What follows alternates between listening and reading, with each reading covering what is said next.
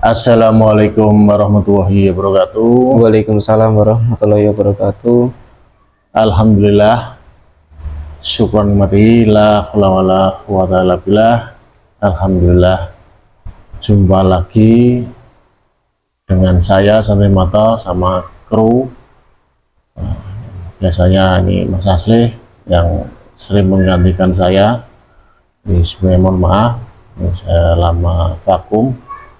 Lagi ada kesibukan, lagi ada amalia yang harus saya kerjakan. Saya ucapkan terima kasih masih setia dengan channel kami. Dukung terus biar terus berkembang. Kali ini Santri Matoh yang akan menguak sisi goib perang yang saat ini lagi terjadi antara Iran dan Israel. Ini lagi memanas-manasnya. Juga ini efek bentuk dari balas dendam, katanya balas dendam Iran ke Israel, yang sebelumnya Israel yang memulai duluan untuk peperangan ini. Dan ini akan kita kuak secara sisi goibnya, apakah peperangan ini akan berdampak ke seluruh negara yang lain, ataupun perang ini akan segera usai, ataupun berdampak lebih ke perang dunia yang kita takutkan sebenarnya adalah terjadi perang dunia ketiga. Nah, nanti kita kupas secara mediumisasi dan kita lakukan pembersihan untuk mediator. Masih akan saya netralkan dulu. Bismillahirrahmanirrahim. Bersihkan Sallallahu. Baik, ini akan kita tarik di goib yang ada di sekitar TKP kejadian yang tahu seluk-beluk peperangan yang ada di sana. Akan kita nanti ajak dialog. Bismillahirrahmanirrahim. Saya tarik kamu satu gaib yang ada di udara, dia mulai seluk-beluk peperangan Iran dan Israel. Saya tarik, saya masukkan dalam tubuh media. Bila mana ada penyebabnya bukan dari tempat kuasa Tuhan.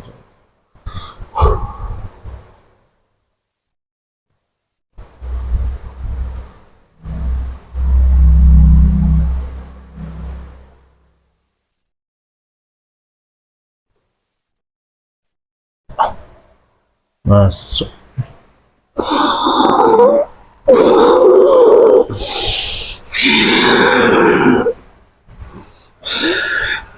Bisa bicara bahasa Indonesia, bisa tidak, kita suara yang bisa juga.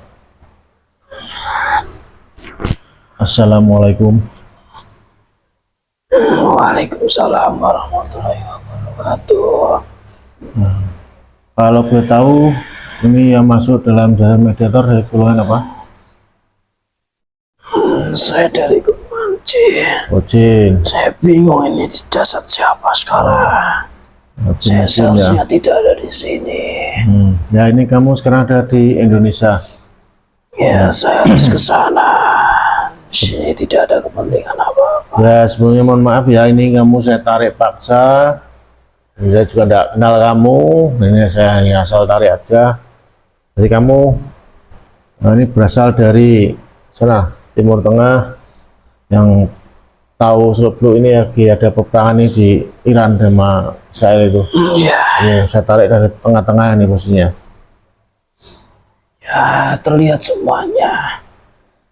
Dimensi gaib di sana kan luas. Ya. Bisa terlihat semuanya apa yang sudah terjadi di sana.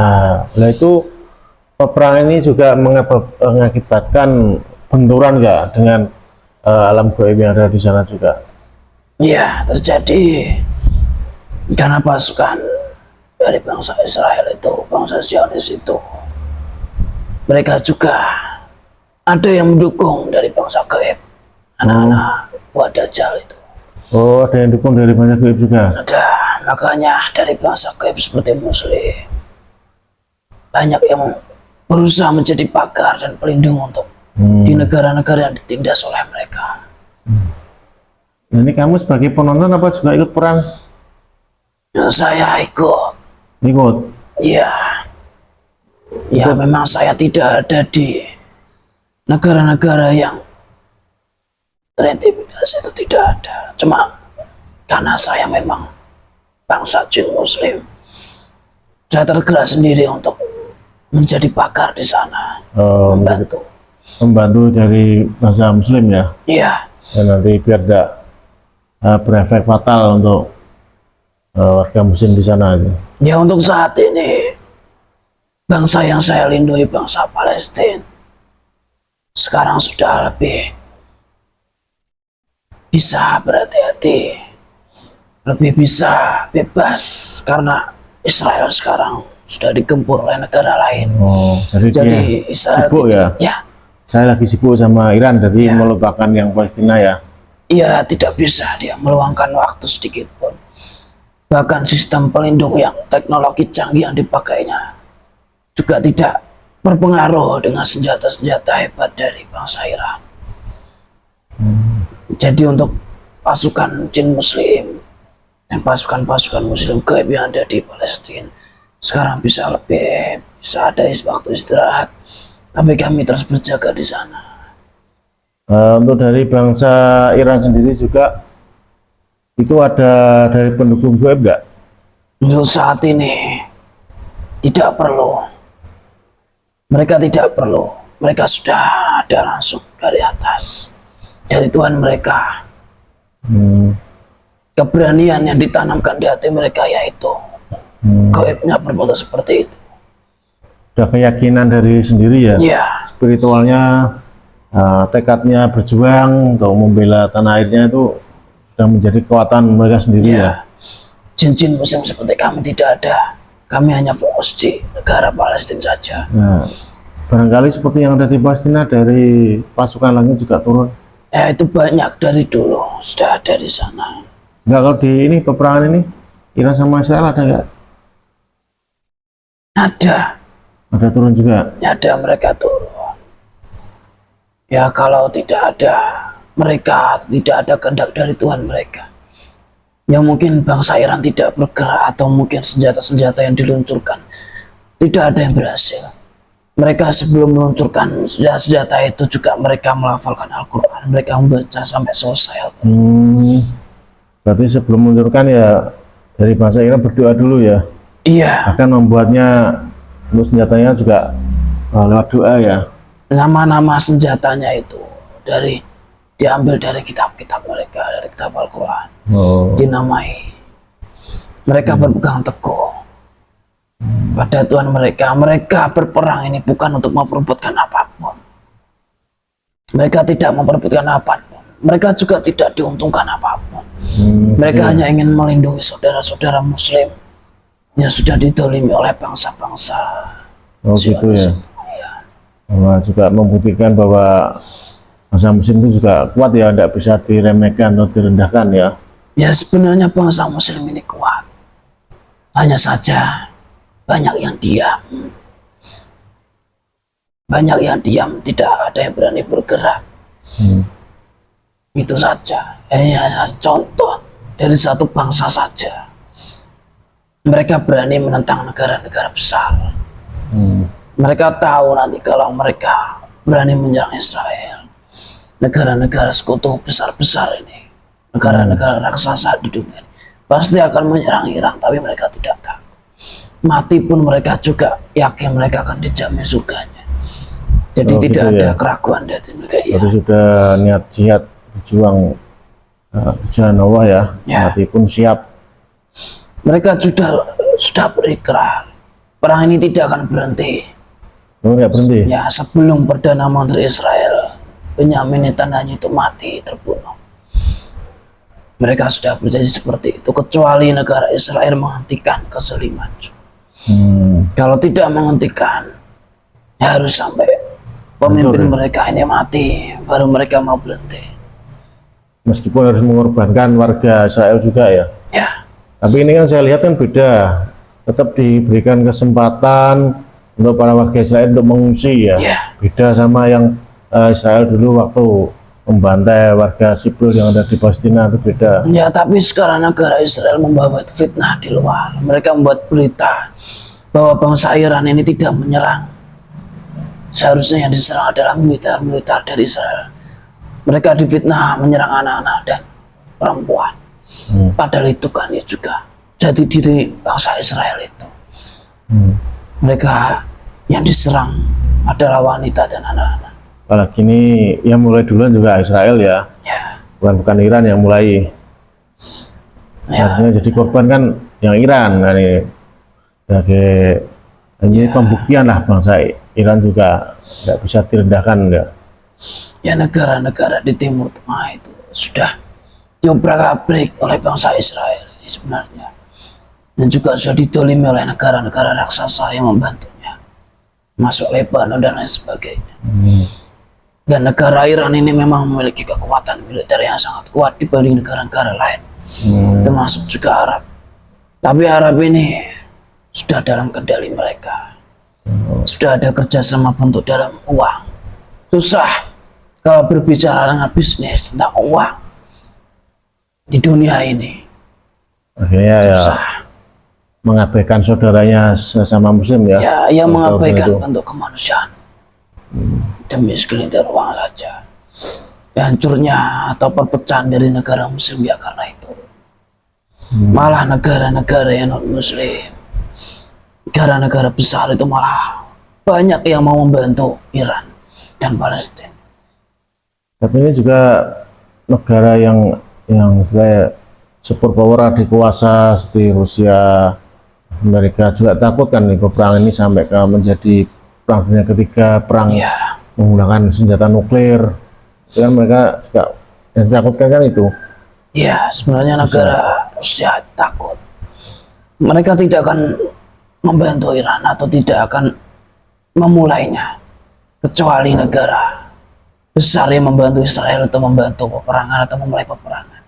Tapi kalau sampai itu terjadi, ya perang besar akan mengirim negara-negara lain. Tapi mungkin enggak itu terjadi itu ke depannya untuk perang dunia ketiga itu dan menjadi kehancuran akhir zaman ini. Untuk di zaman ini belum, Belum. karena pasukan dari pemimpin belum ada yang siap. Jadi perang besar belum bisa, harus dikobarkan. Ini baru perang kecil berarti ini. Ya, Seperti ini baru perang kecil ini. Belum besar. belum ada apa-apanya ini.